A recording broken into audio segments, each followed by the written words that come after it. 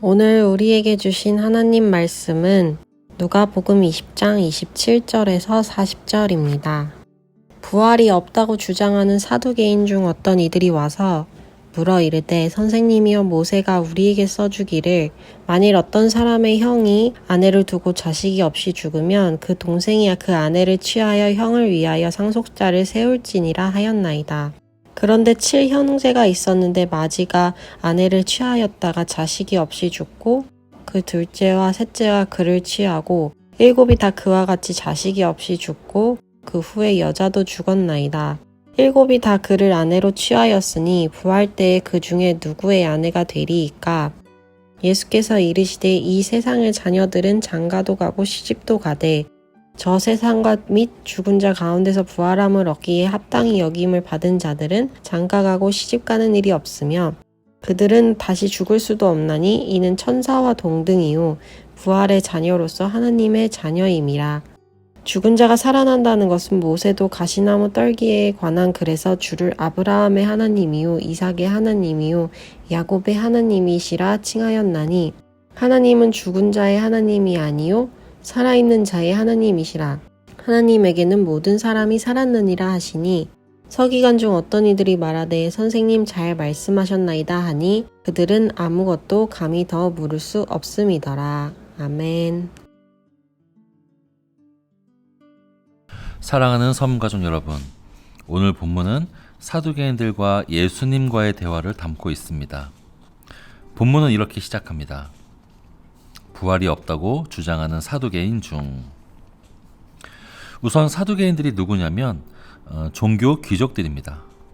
바리새인들과는 다르게 로마 정권 아래에서 로마와 헤롯 왕조에 협조하면서 기득권을 보장받던 무리들이죠. 겉으로는 제사장이 옷을 입고 있으면서도 권력을 따라 잘 움직이는 현실주의자들이었습니다. 보통 현실에서 만족스럽고 또 많은 것을 누리는 사람일수록 다음 세상에 대한 관심은 적어지기 마련이죠. 이들이 딱 그랬습니다. 이들은 성경 중에서도 자기 입맛에 맞도록 모세오경만을 인정했는데 모세오경의 율법을 잘 지키면 다음 세상이 아니라 이 현세에 하나님이 물질로 복을 주신다고 생각했습니다.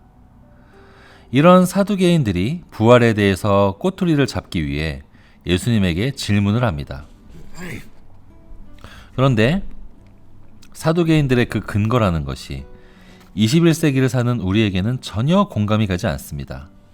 그래서 우리가 느낄 때 이 사두개인들의 논박은 위협적이라기보다는 우스꽝스럽게 느껴지죠. 하지만 당시 사람들에게 이 논박은 우리 생각보다는 위협적입니다. 오늘은 사두개인들의 이 공격의 본질이 뭐고 그것이 우리와 어떤 관련이 있는지를 생각해 보려고 합니다. 이들의 질문은 이거죠. 신명기에 보면 이런 명령이 있습니다.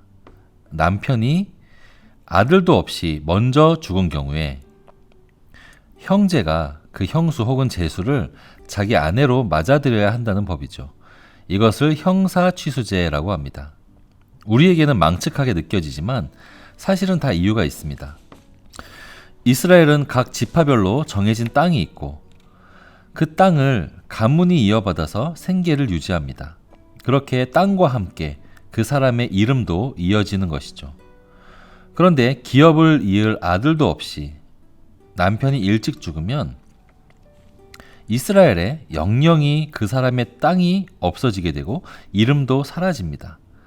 그렇게 되면 남은 가족들의 삶도 큰 문제죠. 그래서 남편이 일찍 죽더라도 그 남편의 형이나 남동생이 그 가정을 책임지고 또 그 형제의 이름도 이어갈 수 있도록 배려한 제도인 것이죠. 그렇게 하면 일찍 죽은 그 사람의 이름도 이스라엘 가운데 영영이 사라지는 것이 아니라 남아있게 됩니다.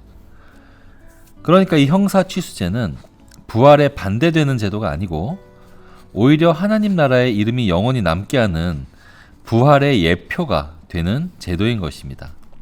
그런데 사두개인들은 이 법을 근거로 부활을 반대하며 이렇게 물어보는 것입니다. 만약에 부활이 있다면 형제들과 그 아내가 함께 부활했을 때 누구의 짝이 되겠는가? 이렇게 물어보는 것이죠. 이 상황은 우리에게는 생소하지만 그 시대를 살아가는 유대인들에게는 의미 있는 질문입니다. 현실주의자인 사두개인들의 생각으로는 부활이 도무지 받아들여지지 않는 것이죠. 그래서 자기들의 경험 안에서, 자기들의 이해 안에서 말씀을 공격하는 것입니다. 즉, 이 상황은 단지 부활했을 때 누구와 부부가 되느냐 그런 문제가 아니라 우리의 경험으로 성경의 말씀이 이해가 안 될 때, 즉 이성과 말씀이 충돌할 때 무엇을 더 우선시하겠는가, 그것에 대한 내용이죠. 오늘날 현대인들이야말로 가장 많이 겪는 공격입니다. 여러분, 우리가 무엇을 이해한다라고 할 때 그게 무슨 뜻일까요? 우리가 뭘 이해한다라고 할 때 그게 뭘 가리키는 것일까요? 몇 주 전에 우리가 담임 목사님의 주일 설교를 통해 배웠듯이 사람의 생각은 개념과 이미지들이 연결돼서 형성됩니다. 그렇게 우리는 각각 커다란 생각의 체계가 있는데 나의 생각의 틀과 연결될 때 우리는 그것을 이해한다 이렇게 느낍니다. 그런데 내 생각의 틀과 도무지 연결되지 않는 생소한 생각을 만날 때 우리는 이해가 안 된다라고 느끼죠. 즉 이해가 안 된다는 것은 내 생각과 연결이 안 된다는 뜻입니다. 이해가 안 가는 것은 그 사실이 틀려서일 때도 있겠지만 대부분은 내 생각의 틀이 너무 좁기 때문에, 너무 좁아서 연결을 못 시키겠을 때 그때 이해가 안 되는 것입니다. 이 사두개인들은 자기들의 경험과 이성으로는 부활이라는 것이 도무지 납득이 가지 않습니다. 그러나 예수님께서는 그들의 생각이 얼마나 좁은지를 지적하시고 그 생각의 틀을 깨버리십니다. 예수님이 그러실 수 있는 이유는 예수님이 단지 성경을 이해하시고 부활과 천국을 이해하시는 분이 아니라 천국을 직접 만드신 창조주시고 성경을 직접 말씀하신 계시자이기 때문입니다. 여러분, 우리도 사두개인들처럼 하나님을 믿는다고 하면서 말씀과 내 이성이 충돌할 때, 내 경험으로 말씀을 축소하려 할 때 많습니다. 그 말씀은 요즘 같은 세상에서 어떻게 고지고대로 믿겠어? 말이 그렇다는 거지. 이렇게 생각합니다. 과학적이라는 말로, 이성적이라는 말로 하나님의 말씀을 자기의 좁은 생각 안으로 우겨 넣으려고 하죠. 부활, 그것을 말씀 그대로 받아들이지 않습니다. 지옥, 이런 거 말씀대로 이해하는 것이 아니라 그냥 하나의 상징으로 부드럽게 이해하려고 합니다. 이 세상의 창조를 자기들이 이해하기 편한 어설픈 과학과 섞어서 이해해 보려고 합니다. 특히 오늘날을 살아가는 학생들, 청년들, 이런 젊은 사람들이 이런 도전에 직면해 있습니다. 말씀을 말씀대로 받아들이면 어리석은 맹신이고, 과학 이론과 지식에 적당하게 버무리면 그것이 현명한 생각이다 라는 도전이죠. 그러나 여러분, 우리의 이성은 생각보다 좁습니다. 하나님의 말씀을 온전히 받아들이기에 우리 생각의 틀은 좁습니다.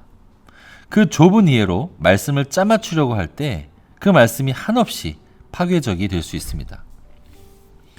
요즘에 넷플릭스에서 이단들의 실태를 다룬 나는 신이다 라는 시리즈가 방영되고 있습니다. 이단에 빠지는 사람들이 처음부터 어떤 대단한 결함이 있는 것이 아닙니다. 처음에는 자기 이해의 틀 안에 말씀을 달콤하게 넣어주는 그 유혹부터 시작합니다. 그러다 보면 말씀의 일부는 생략되고 일부가 확대되면서 전혀 다른 생각의 틀이 생겨버리는 것이죠.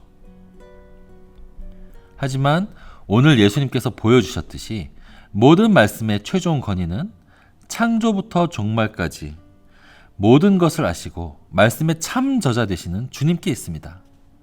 여러분, 말씀을 있는 그대로 믿으십시오. 설령 말씀이 내 이성과 부딪히더라도 전체 말씀이 하나님의 계심을 믿고 그분의 말씀을 신뢰하십시오. 물방울과 같은 우리의 이해로 바다와 같은 말씀을 다 이해할 수는 없을 수 있습니다. 그러나 우리가 하나님을 신뢰하고 말씀을 받아들일 때 주님은 우리에게 지혜를 주십니다. 하나님의 말씀을 온전히 받아들이고 신뢰하는 우리 서문교회 가족 여러분 되시기를 바랍니다.